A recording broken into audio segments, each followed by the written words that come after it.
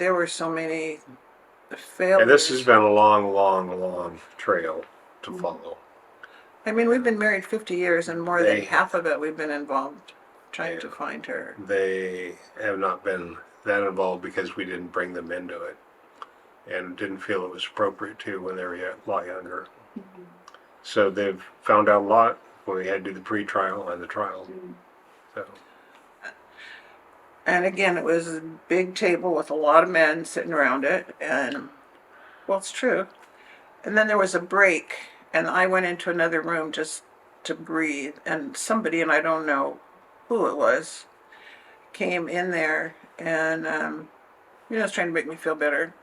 But then he said, he's already taken your daughter's life. Don't let him take your family. Don't let him take your marriage. Don't let him take the life of your children. And I was like, I got goosebumps even thinking about it right now. I was so mad at him. We were not of the belief that she was deceased. So to have this man say that was just horrible. But here we are 27 years later, and I still remember that, and I took it to heart. Maybe that's kind of why we've kind of sheltered them through that. I mean, we never said it didn't happen.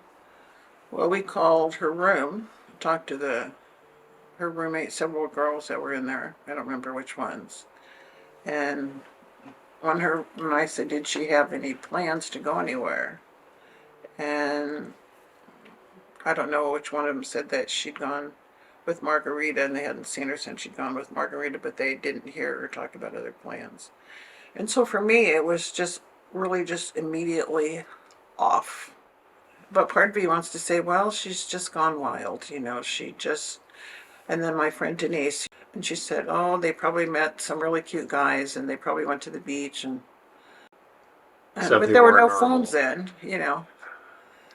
and she had no money, and they said, her backpack with everything was there, so. She was terrified, and then, and I was starting now to realize something could be wrong. It's just been too long. And I was terrified for her because every mother will put themselves in the same position. Like, what if this was my baby? I wonder, but when I met with the campus police, they indicated, did you know your daughter, did these things? She went to a party, she drank alcohol, like people in college don't do that. Wait a minute, how did they grow up? And that she had on shorts and tennis shoes and a tank top or whatever. In maybe Tuesday or Wednesday that they found out that Paul Flores was the last person to be seen with her. And he was such a nice young man, someone you would want her to bring home to dinner. And we had already heard from one of her roommates or somebody that because we had that information before, and that he was called Chester the Molester. So we had girls telling us he's called Chester the Molester, and then we have these campus police saying somebody you want to bring home to dinner. I kind of felt like if we were from the community, we would have had more support, but we were outsiders and they had other things to do. But there seemed to be no value placed on our daughter's life. Store owners really went out of their way to support us going out and looking for our daughter. And they provided lunches and drinks, and couldn't have been nicer. And the community, both in San Luis Obispo and Arroyo Grande, really nice. And so it's just unfortunate our daughter was with somebody that wasn't very nice. But the community as a whole, that was wonderful. None of whom in the end, until Chris Lambert came along, was effective, but it always felt like I had someone else I could lean on, or someone else who I could talk to, who could empathize with me. But it's kind of like I always say, people come and people go. Well, Dennis never left, and Chris hasn't left, but it's like if you're reading a book and you never get to the end, and so then people they lose, just what you're talking about. They lose that drive because nothing is happening. Beginning. And so I share her story every year with my students. And then as there have been more news programs, I would share those news programs. This was also on her bench. There's 2 benches. And so the benches came about because I had a student who was so interested in this, and they started listening to the podcast. The podcast came out, and she raised money. She had to go through all kinds of hoops to even get to do this fundraising at school because there's so many laws. So she was able to put together a GoFundMe, and there was such a huge response that she was able to buy 2, not 1, but 2 benches. And then I put that video together that they shared at sentencing, and the goal of having that made was to give it to these people to say, this is a human being. This is who is missing. It's not the black and white picture in the paper. This is who is missing. Our family is not whole anymore. And I sent it to them and told them ahead of time I was sending it. And then I don't remember if it was Detective Kenny. I don't know which one it was. And no one had looked at it.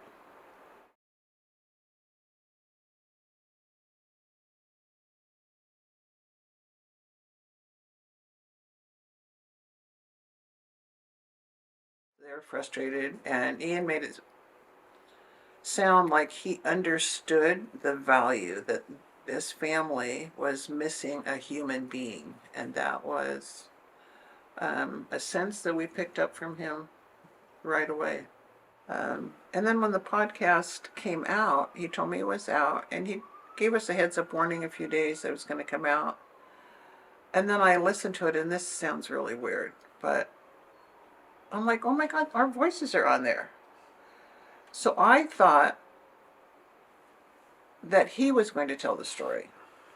He would send me pictures of people having a house full of people listening to the podcast together. And I'm like, someone's got to have an answer. Someone's got to have an answer. Well, how many people do you think listened? And I said, you can tell? He said, yeah, I get a count. And I'm like, I don't know, 200? And it was like 70,000. I'm like, holy moly. I mean, I was thunderstruck. You fear for what your daughter went through. And you have nightmares about that. That the sheriff's department was very professional in that they saw what Chris had done, and they saw how it could add to what they had. I think when Clint came on, he had the same voice that Ian had in that he seemed to value and talk about Kristin. And it wasn't just a case. He felt connected to it. Yeah. So how'd we feel on that day? Yeah. We couldn't believe it. Until we really actually saw a picture, I wasn't sure I really believed it. His thing was keep the faith. Keep the faith. So it's like, oh my God, I kept the faith. It's actually happening.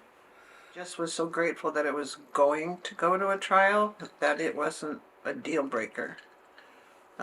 Like Stan said, when we found out it was a brand new judge, I had concerns. I shared them with Chris Provell, but he assured me that he had done his homework and talked to many people. I think women bring just a different perspective, and I think they sometimes look at things differently. They have, especially in sexual abuse cases, I think they have more of an understanding of being violated.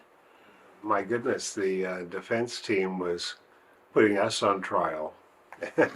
And any action or anything that we had done, we were being tried for. It was really strange. If you don't have a defense for your client, then you need to blame the victim or you need to blame the prosecution. I think it was monumental when the Jane Does came in and did their presentations. And also the slide of the lady with the ball gag in her mouth. That's still burned into my mind. When Ruben's jury came back, I was uber confident. So I said, this is a good sign.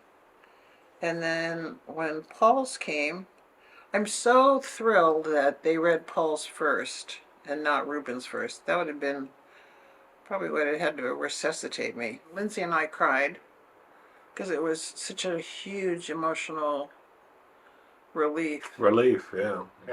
Full agreement with what she said, that he was a cancer, is a cancer on society.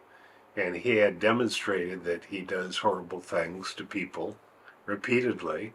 That she called a spade, and yeah, no, it was a very satisfying experience to hear from her. And the best takeaway from it is that he is no longer able to assault other women and abuse other women.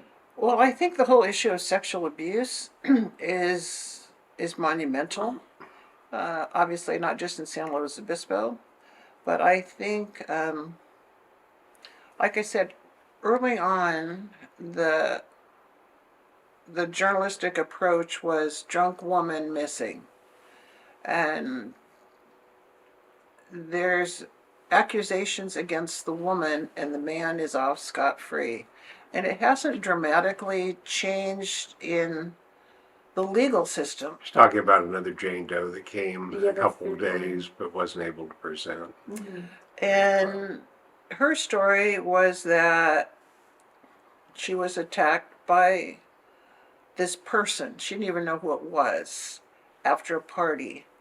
But she woke up and she was actually injured and bruised and bloody. And a friend took her to a hospital. And they did a sexual assault kit. And the person who did it actually came to court too, to testify about how she'd been abused. And it took a year for the results to come back. And it came back that it was Paul Flores. Through the efforts of Chris Lambert and our team that moved the prosecution and the case forward, and Clint and Ian, who had the heart to ensure that this case would be solved. So a good portion of that goes to Chris Lambert. He has shown her as pretty much an everyday young woman with goals and ambitions, and she could be in anybody's family.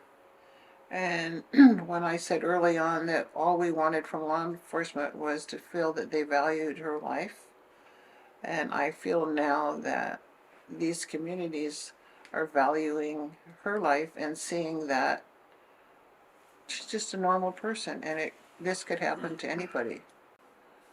At 27 years, I mean, we are beyond grateful that he is in prison, but we would be ecstatic at this point if we were able to lay here to rest, in the presence of our family.